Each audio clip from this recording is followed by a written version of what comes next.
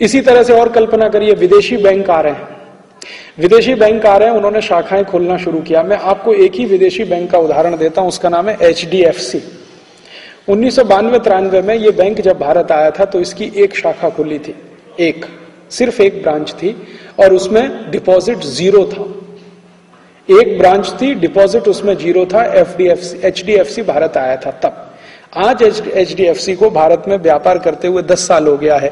HDFC की 10 साल में 243 ब्रांच भारत में खुल चुकी हैं और उनके पास 70,000 करोड़ का डिपॉजिट है।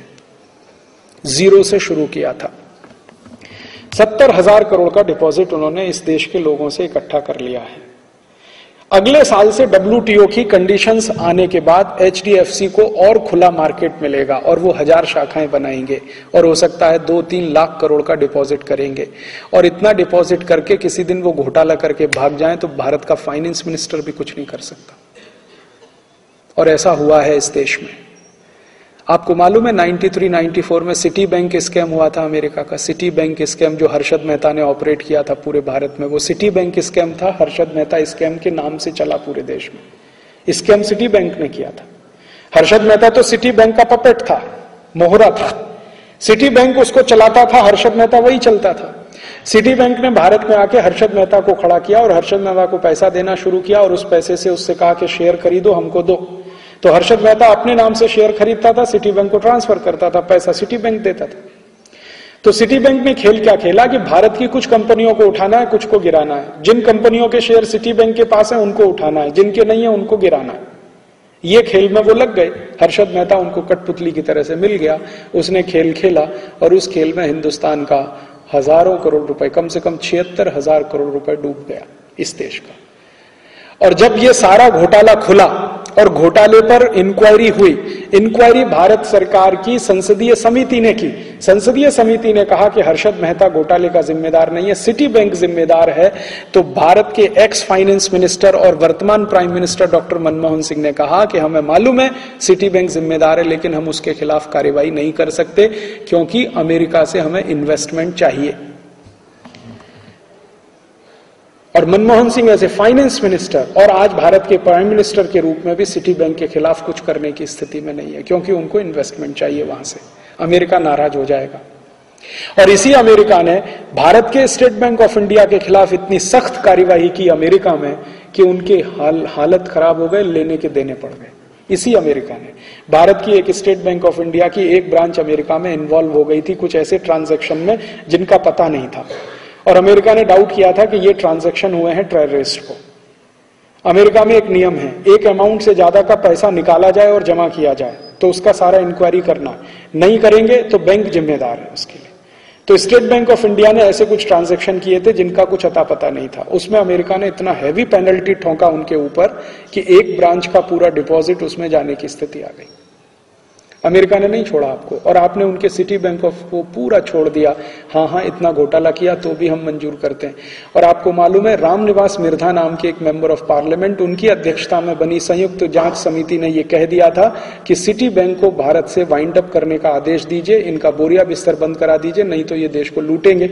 वो संसदीय समिति की रिपोर्ट धूल खा रही है और सरकार ने आज तक कुछ नहीं किया, क्योंकि अमेरिका से डर है। अमेरिका नाराज हो जाएगा, हमको इन्वेस्टमेंट नहीं देगा। अभी नेक्स्ट ईयर से city bank, HDFC, ANZ Grindlays, standard chartered, ये सभी बैंक खुले आम अपनी शाखाएं खोलेंगे। वो शाखाएं खोलेंगे कहां? किसी गांव में नहीं। और वो शाखाएं खोलेंगे ऐसी जिसमें आप 50 रुपए डिपॉजिट करा के अकाउंट नहीं खुला सकते। उनके लिए मिनिमम है 5,000, 10,000, 15,000, 20,000, 40,000।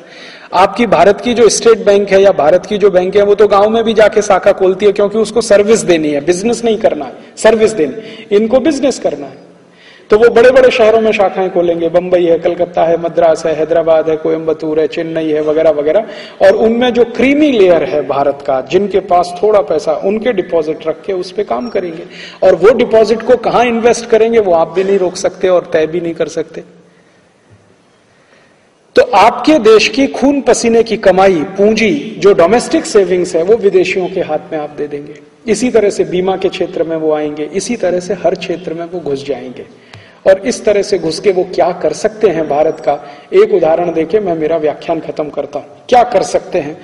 अभी देखिए भारत में सेवा के क्षेत्र में, खेती के क्षेत्र में और एजुकेशन आदि आदि में विदेशी कंपनी ज्यादा नहीं आए हैं। अगले साल से आना शुरू होंगे। अभी ज्यादा विदेशी कंपनी आए हैं टूथपेस्ट बेचने के लिए, टूथ पाउडर बेचने के लिए, सॉफ्ट ड्रिंक बेचने के लिए। अभी वो क्या कर सकते हैं हिंदुस्तान में आके, इसका ही एक उदाहरण देता हूं। सॉफ्ट ड्रिंक बिजनेस में अमेरिका के 2 कंपनी आए हैं, पेप्सी कोला, कोका कोला। दोनों मार्केट में 14 साल से जहर बेच रहे हैं, ये सिद्ध हो गया। 1997 से तो हम चिल्ला चिल्ला कर कह रहे हैं कि ये लहर पेप्सी नहीं, जहर पेप्सी है। मैं 1997 से हर पब्लिक मीटिंग में कह रहा हूं लहर पेप्सी नहीं, जहर पेप्सी। 1997 से हर पब्लिक मीटिंग में मैं कह रहा हूं कि ये ठंडा नहीं है, टॉयलेट क्लीनर है। लेकिन पिछले साल भारत की सभी बड़ी प्रयोगशालाओं ने यह सिद्ध कर दिया है कि पेप्सी कोक टॉयलेट क्लीनर है और वो जहर है। प्रयोगशालाओं ने सिद्ध कर दिया। भारत की सबसे बड़ी प्रयोगशाला CFTRI, central food for technological research institute, उन्होंने सिद्ध कर दिया कि ये जहर है और ये भी कहा कि ये टॉयलेट क्लीनर से भी ज्यादा खराब है। CFTRI तो ये कहता है कि पेप्सी कोक टॉयलेट क्लीनर से भी ज्यादा खराब है। दूसरी लेबोरेटरी CSE, उन्होंने सिद्ध कर दिया। फिर भारत सरकार की लेबोरेटरी CFL, उन्होंने सिद्ध कर दिया। भारत की 5-6 लेबोरेटरीज और सभी साइंटिफिक ऑर्गेनाइजेशन मान रहे हैं कि पेप्सी कोक जहर है, 14 साल से इस देश में बिक रहा है। लेकिन भारत सरकार की हिम्मत नहीं है पेप्सी कोक के खिलाफ कोई एक्शन लेने की।